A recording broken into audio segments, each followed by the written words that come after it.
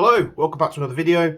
And this one is the final part for the Glock series, which I said I would do. I've been playing around with this thing a hell of a lot since the last one, and I do love this thing to bits.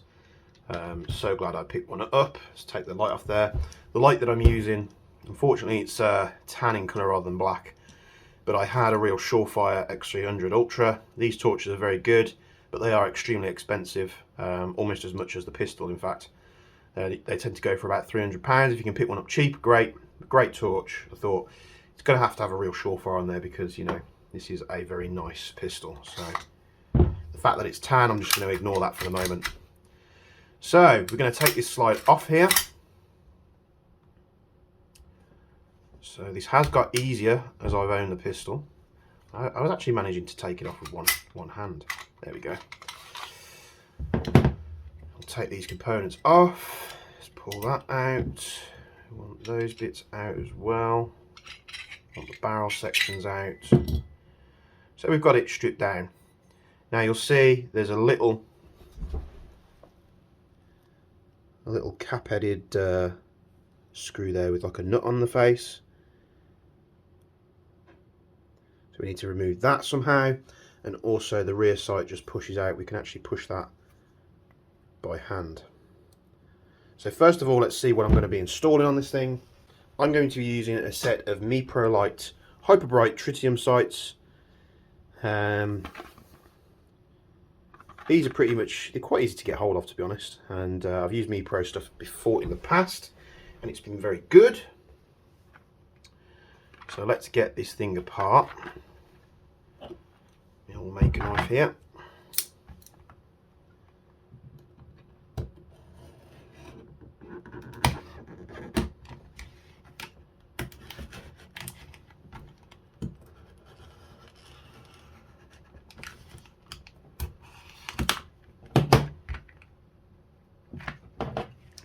Always that one corner. So we actually have the captivating screw on the sight there. These are made of metal, they've got tritium in them. I'll try and do some dark shots for you so you can see. This one here weighs a lot more. Bit of grease on it there. You'll see the channel underneath. So these are normally fitted to real Glocks with a special tool. So what I'm going to do, I'm going to push this rear sight out. Let's see if I can zoom you in there.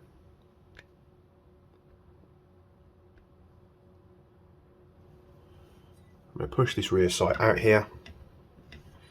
Just be careful to encapsulate any. I think it wants to jump out. No, nothing jumped out. So you've got a little spring there, which is very, very odd indeed. Let's see here, does that come out? Yeah, it does. So that comes out. Is that meant to go in here? Are we meant to fit that? We might have to trim it down. A friend of mine did fit some of these, and he did say about something needed trimming to fit. I imagine this just applies pressure to stop it sliding about. So we're going to need,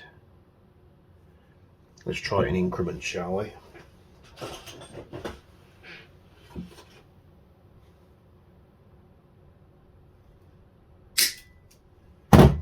Let's trim that little spring down.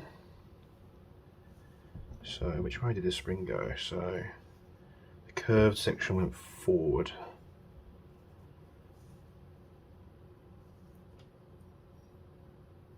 I think that's going to work. So just trimmed a tiny bit off there. This, like I say, is just designed to apply pressure to the sight when it's folded in. I have no idea if that's like it on the real one. I'm probably going to have to tap this on here because it is tight. Or trim it down a little bit more. I think I'm going to have to trim it down just ever so slightly more. Do this to feel if you're using the same sights. Again, different manufacturers of sights may have different fitment techniques. So we want the curved section pointing towards the front of the pistol. We're going to sit that little spring in. So the two corners are in, but the curved part of the spring is sticking up slightly from the sight. And oh, there we go. Oh, there we go. Simple as that. And the fitment on that sight is a tad loose. It's a tiny bit of movement, but you know, we can sort that out easily enough. Bit of thread lock maybe, just get it into position. It does still move, so we can set the right to left zero fairly well. That screw, let's see if we can use some conventional tools to try and get that out.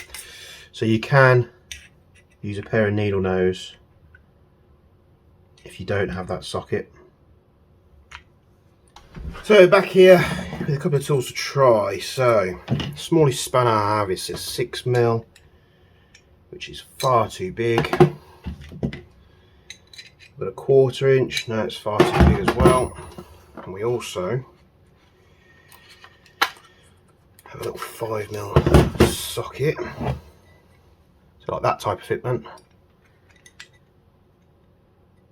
and that fits so wicked. I do. I'm messing around and I've got all the tools, so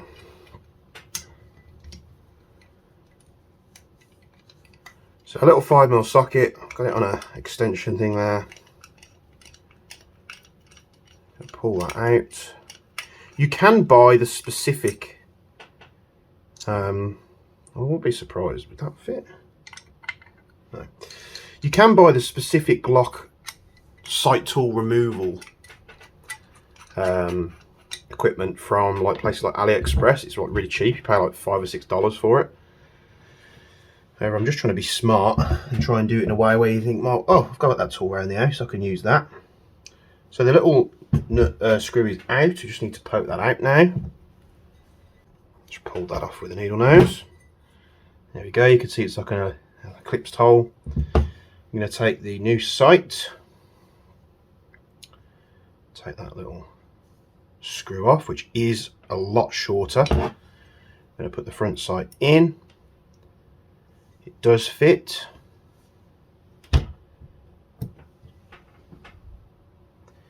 And then we're going to try and start this little screw off before I get the tool on it, so we can get it nice and straight like that.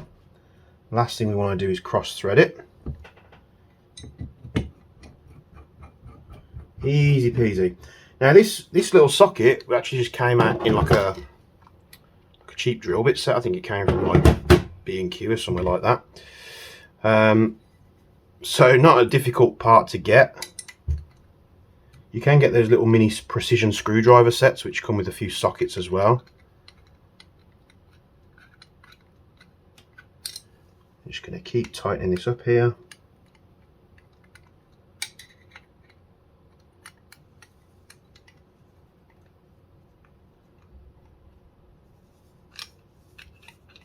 And then the socket started slipping, so what you do need is something that's flush. These tend to have like beveled edges. So what I might do is just take that beveled edge off and just continue to use it. So be right back. Okay, so all I've done is I've took that inverse beveled edge off, and then now the tool will reach without bottoming out. So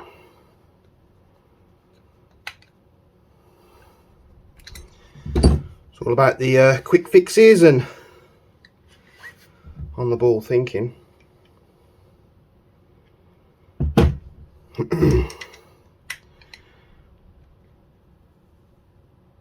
Just tore that down, and there we have it, front side.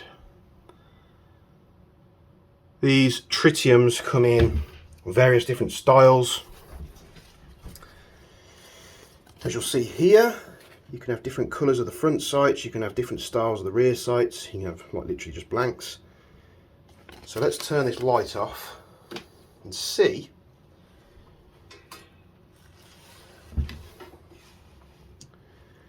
So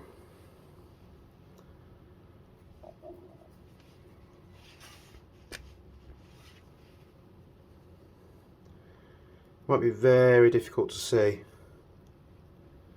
and I'll probably have to get some footage of in complete darkness, because unless you're in complete darkness, these things don't really glow out, which is great because tritium's not in your face bright. Mepro Light also do a line of LED ones which are a lot brighter, but these tritiums tend to last about 12 years, and they've basically just got like a really weak radioactive material in there, which lasts about that time. So I've used tritiums before. These obviously the 90s tritiums I've seen fitting these to a different style of airsoft Glock sight. We have done it in the past with VFCs. It is difficult because they're obviously not meant for that, but real Glock sights go straight onto the GHK Glock 17. Let's put this thing back together. Zoom you out here with all the mess. I'm going to slide this barrel assembly back in place. I have noticed on this pistol a bit of wear on the hot rubber where the loading ramp is. Again, it's not really going to affect it where it is, but just something to keep an eye on later. And of course I want to put a nice stainless barrel in there too. The performance out of this thing on the standard hot rubber and barrel is absolutely outstanding. Shooting, you know, 0.4s out to 40 meters with ease. Make sure it's lined up properly. Washer, buffer, spring guide.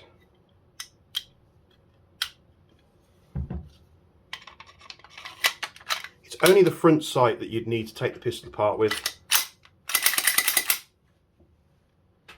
and the daytime sights, all sort of aspect to it, are absolutely fine.